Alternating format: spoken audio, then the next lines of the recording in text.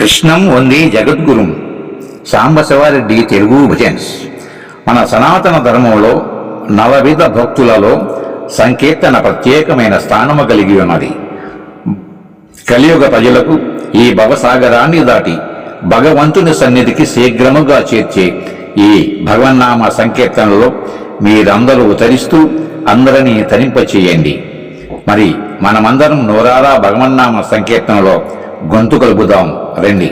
Survey జనా సుఖినో భవంతు, లోకా సమస్త సుఖినో భవంతు. మన సనాతన ధర్మం వర్ధిల్లాలి.